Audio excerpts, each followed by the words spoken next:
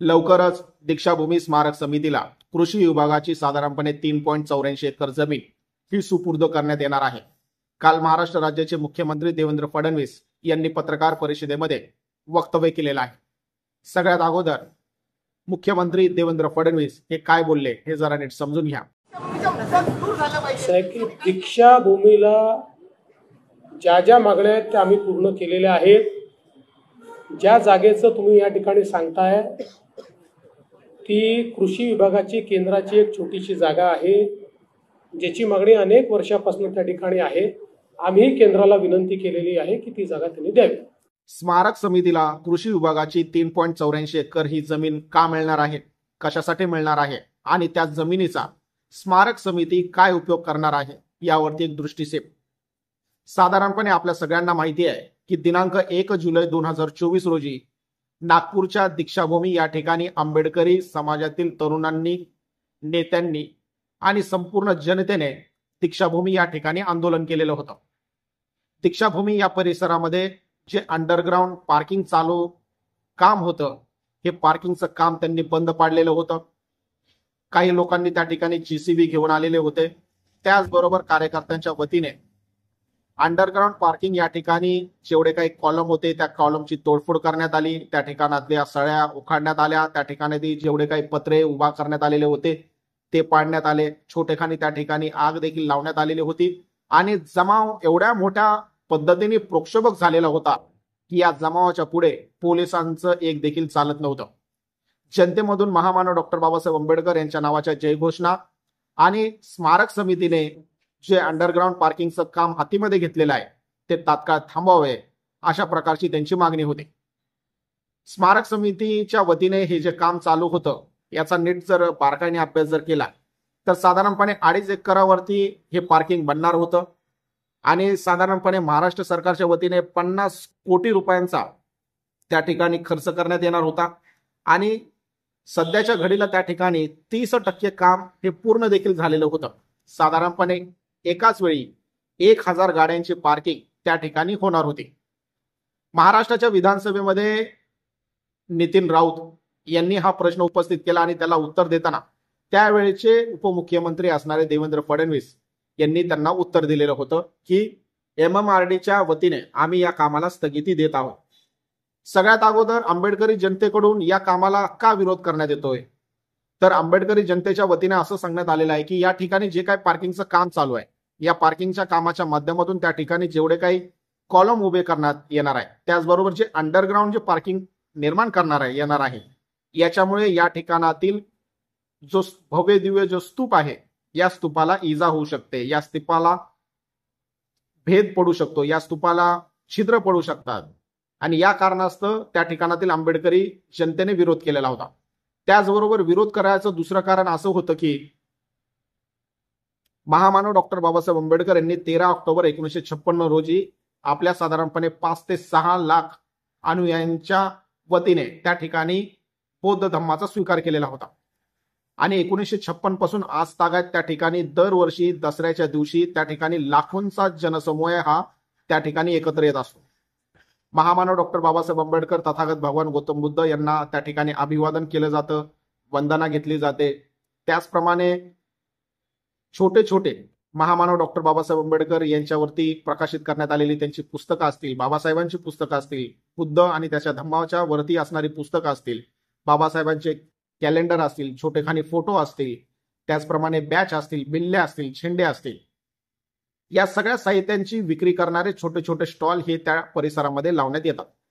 आता पार्किंग त्या ठिकाणी निर्माण करत असल्यामुळे या पार्किंगच्या मुळे या सगळ्या छोटे छोटे जेवढे काही स्टॉल धारक आहेत या सगळ्यांना त्या ठिकाणी स्टॉल लावता येणार नव्हते।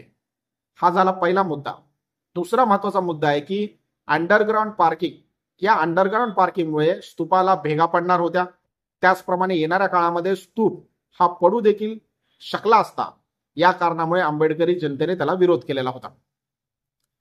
स्मारक समितीच्या वतीने असं सांगण्यात आलेलं होतं की दरवर्षी आंबेडकरी अनुयायी हे या ठिकाणी एकत्र येतात, महामानव डॉक्टर बाबासाहेब आंबेडकर तथागत भगवान गौतम बुद्ध यांना वंदन करतात आणि दरवर्षी या ठिकाणातील जनता ही वाढत चाललेली आहे। एकंदरीत साधारणपणे 3 किलोमीटर पर्यंत साधारणपणे 10 लाख लोकांची गर्दी असते आणि या 10 लाख लोकांची गर्दी ही दिवसेंदिवस वाढणार आहे. येणाऱ्या काळामध्ये येणाऱ्या भविष्याचा विचार करून आपण या ठिकाणी पार्किंगची जर व्यवस्था केली तर जेवढी काही गर्दी आहे ही गर्दी आपल्याला त्या ठिकाणी थोड्या प्रमाणात कमी करता येऊ शकते.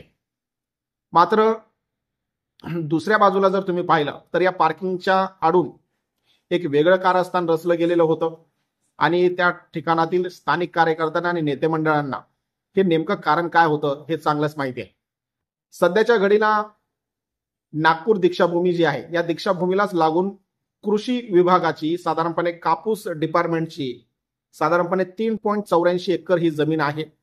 त्याचप्रमाणे आरोग्य विभागाची साधारणपणे 16.44 एकर एवढी जमीन देखील दीक्षाभूमीला लागून आहे.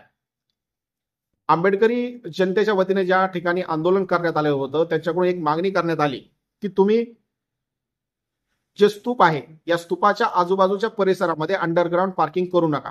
तुम्हाला जर पार्किंग करायची असेल तर दीक्षाभूमीला लागून असणाऱ्या कृषी विभागाच्या कापूस विभागाची साधारणपणे 3.84 एकर एवढी जागा आहे. ती जागा तुम्ही सरकारला मागून स्मारक समितीकडे हस्तांतर करण्यासाठी लावा. आणि दुसरं म्हणजे आरोग्य विभागाची साधारणपणे 16.44 एकर जमीन आहे. ही जागा देखील तुम्ही स्मारक समितीकडे जर हस्तांतरित केली तर या दोन्ही जागांचा उपयोग आपण त्या ठिकाणी पार्किंग असेल किंवा अन्य गोष्टींसाठी देखील करू शकतो. अशा प्रकारची देखील मागणी आलेली आहे. काल मुख्यमंत्री यांनी बोलताना असं सांगितलं की कापूस विभागाची जी 3.84 एकर एवढी जी जागा आहे ही जागा लवकरच आम्ही हस्तांतरित आम्हाला करावी अशा प्रकारचं पत्र आम्ही केंद्राकडे पाठवलेलं आहे, कारण की ती जमीन ही केंद्राची आहे.